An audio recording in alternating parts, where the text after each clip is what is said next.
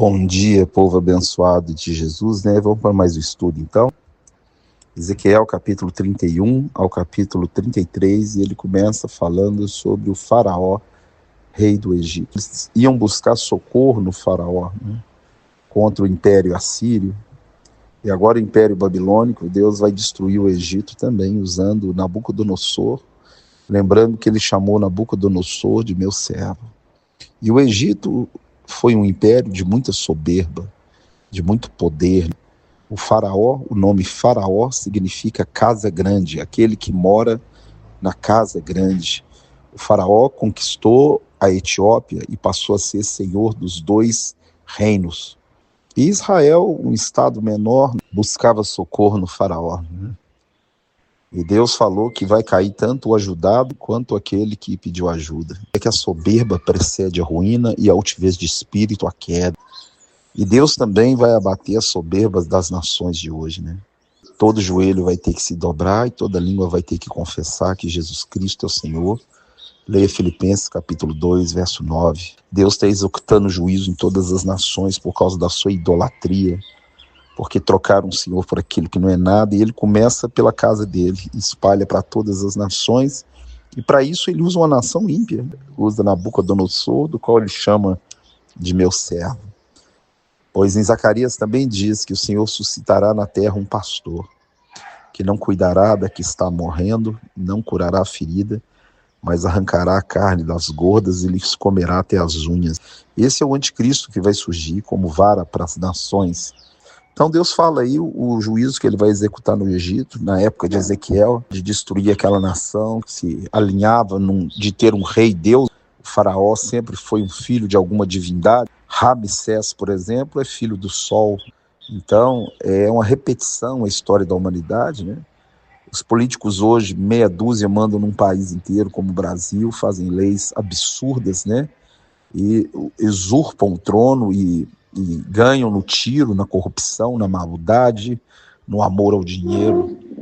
Os demônios, eles são os mesmos, né? E eles agem das mesmas maneiras, enganando, matando, roubando e mentindo. E ele continua falando, né, Deus, que vai destruir a soberba do Egito e vai colocar o Egito no pó. Agora, no capítulo 33, ele começa a falar sobre o atalaia, sobre a pessoa que tem que proclamar, tem que tocar trombeta e avisar as pessoas do mal que virá sobre a terra.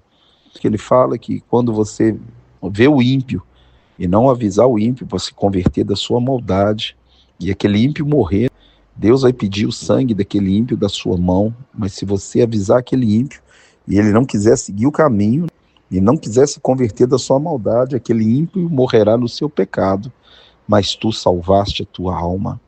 Isso joga por terra toda a doutrina calvinista de predestinação fatalista. Então nós que somos a igreja, que temos o poder, que temos poder para arrancar pessoas das trevas para a luz, somos embaixadores, representantes de Cristo. Nós não podemos nos calar, lembrando que a maior pregação é o seu testemunho. Fala mais, né? Se o perverso, muito perverso, se converter no final da sua vida, Deus perdoa ele. E a pessoa pode ser boa a vida inteira, pode servir o Senhor a vida inteira, se no final da vida ela desviar, ela perde a sua salvação. Jesus, ele explica em várias parábolas sobre isso. Ele fala do trabalhador da vinha, que uma pessoa chegou para trabalhar às 8 horas da manhã e trabalhou até às 6. O outro chegou das 10 da manhã às 6. O outro trabalhou de meio-dia às 6. O outro trabalhou de 14 às 6. E o outro trabalhou de 5 às 6. E ele combinou com o primeiro um salário, um denário, com o segundo um denário, com todos ele combinou o mesmo salário. E o primeiro que trabalhou mais tempo foi reclamar, falou, mas esse aqui trabalhou 1 hora só, esse aqui trabalhou 1 hora só e você está pagando o mesmo salário que eu que trabalhei o dia inteiro. Ele falou, amigo, eu não combinei com você um denário, por que você está preocupado quanto que eu estou pagando com o outro? Fala, mas o Senhor não é justo, o Senhor não é justo.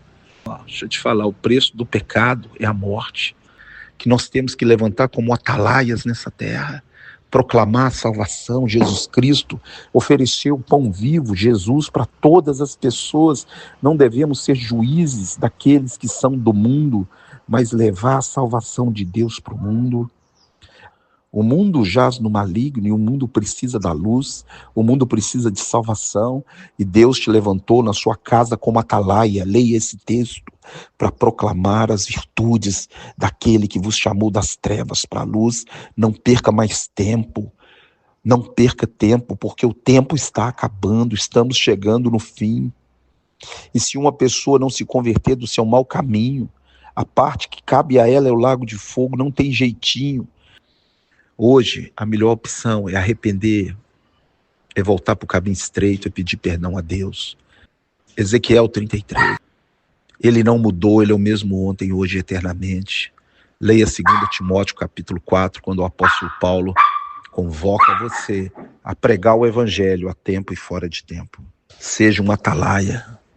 Aí também fala que quando a trombeta soar, a trombeta, leia Mateus 24, verso 29 a 33, você vai ver a trombeta. Quando a trombeta soar, fechou a porta. Quando a trombeta soar, acabou a graça. Quando a trombeta soar, aqueles que vão subir, e aqueles que ficarem, vão ficar. A última trombeta soar, os mortos ressuscitarão, incorruptíveis, e nós seremos transformados.